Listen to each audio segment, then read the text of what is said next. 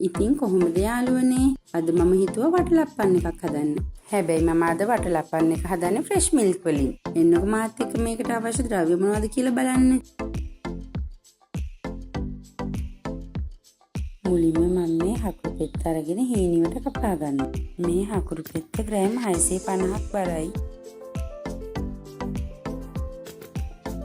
මේක හුඟක් හීනියට කැපුවාම අපිට දිය කරන්න ලේසියි.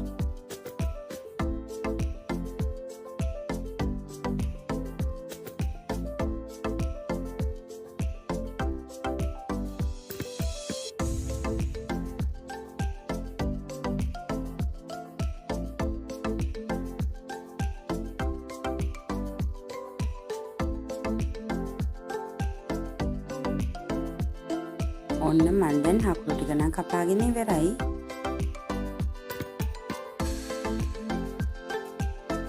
එහෙනම් අපි දැන් බිත්තර ටික කඩා ගමු.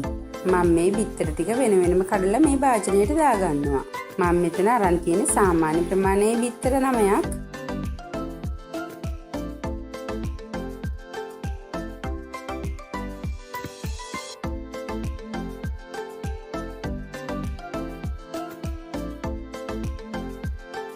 ඔන්න මම දැන් බිත්තර ටික නම් කඩාගෙන ඉවරයි. දැන් එන්නකො අපි මේක විස් කරගන්න. මේක ගොඩක් තදට විස් කරන්න ඕනේ. සාමාන්‍ය ගානට විස්කුනහම ඇති.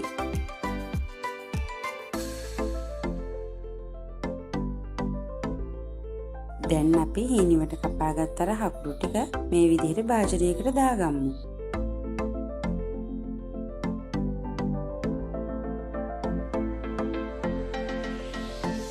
මේ භාජනයේ ගෑවිලා තිබ්බේ ඉතුරු හකුරු ටික ගන්න අන්න ඒකට වතුර චුට්ටක් දාලා දිය කරලා මේ හකුරු එකටම දාගත්තා.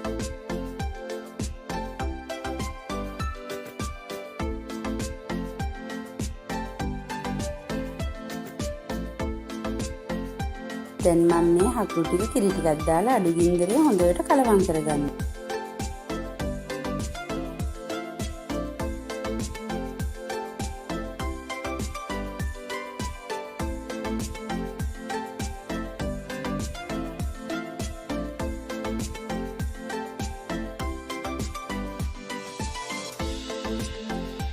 ඔන්න මම දැන් කිරි ටික දාගත්තා. මේ කිරි ටික දාලා අඩු ගින්දරේ මම මේක ටික ටික හැඳි ගන්නවා. මේ හකුරු ටික දිය වෙන කලින්. මේ වෙලාවේ ඔක්කොම ටික මේකට දාන්න එපා.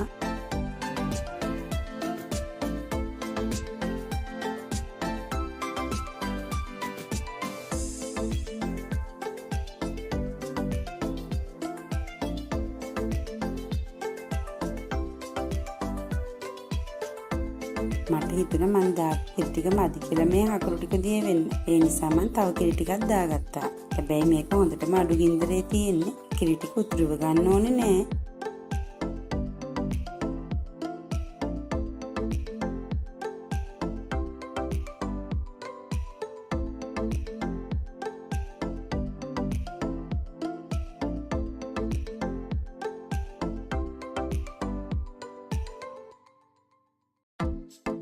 ඔන්න දැන් නම් මගේ හකුරු මිශ්‍රණය හොඳට දිය වෙලා තියෙන්නේ. අපි දැන් හකුරු මිශ්‍රණය පැත්තකින් තියලා වෙනසාල කුරුඳු ටිකක් මේ විදිහට කබලේ බෙදගමු.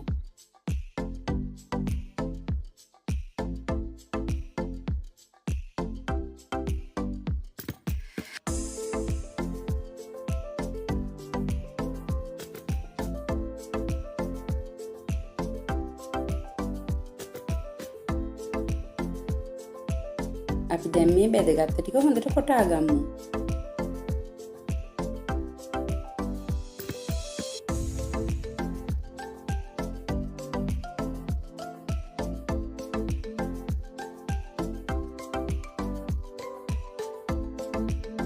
දැන් මේක හොඳට කොටාගෙන අපි මේක පැත්තකින් තියාගමු.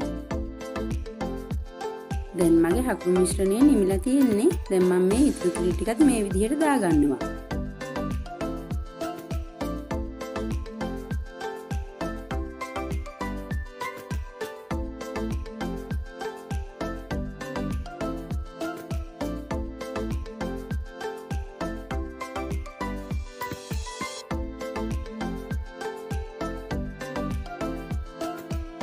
දැන් මේ හකුරු මිශ්‍රණයටම බිත්තර ටික දාලා අපි හොඳින් කලවම් කරගන්නවා.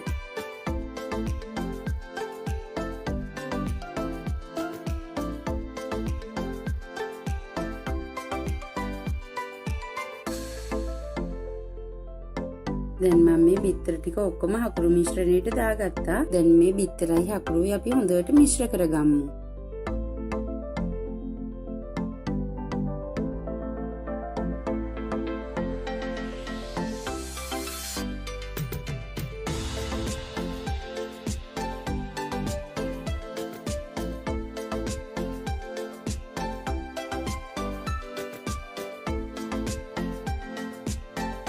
මේ මිශ්‍රණය හොඳට දිය වුණායින් පස්සේ මම මේකට වැනිලා චුට්ටකුත් එකතු කරගන්නවා.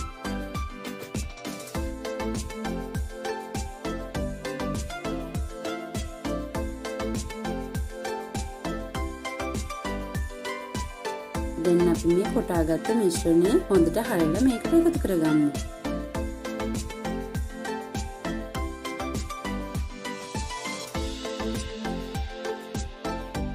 දැන් මේ ඔක්කොම ආයෙත් පාරක් අපි මිශ්‍ර කරගමු.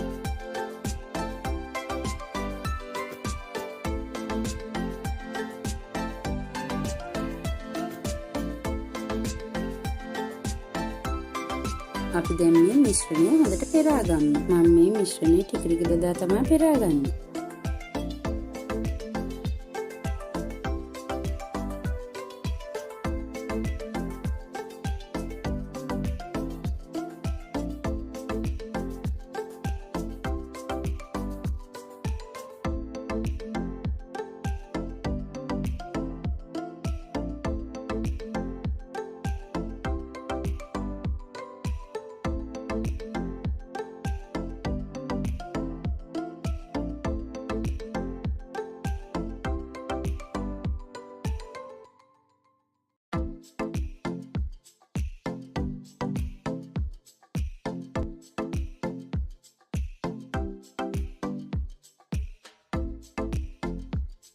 මේ විදිහට මේ ගොට්ට ඉතුරු වෙන බිත්තර ටික අපි විසි කර ගන්න ඕනේ.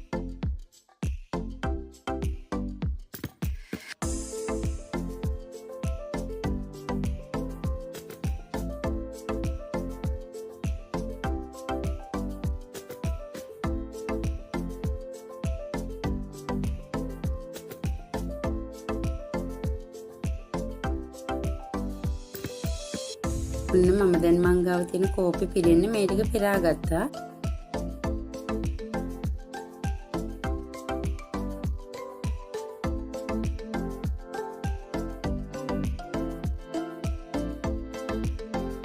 දැන් මම මේ මිශ්‍රණය පොඩි කප් වලට දාගන්නයි යන්නේ. අද මම අරන් තියෙන මේ කප් ස්ටීම් කරන්න පුළුවන්.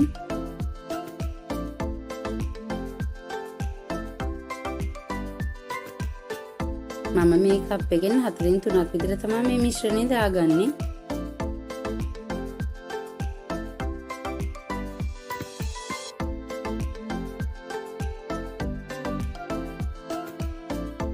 මේ අතරේ මම මගේ ස්ටීමරේ ලෑස්ති කරගෙන තිබ්බේ. හොඳට රත් වෙච්ච ස්ටීමරේට මම මේ කප් ටික දාගන්නවා.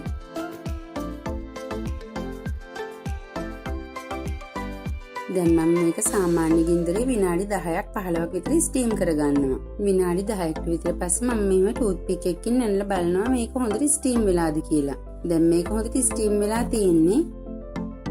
දැන් මම මේ වටලප්පන් ටික ස්ටීමරෙන් බාලා ටිකක් නිමෙන්න තියලා ඊට පස්සේ ෆ්‍රිජ් එකට දාලා කූල් කරගන්නවා.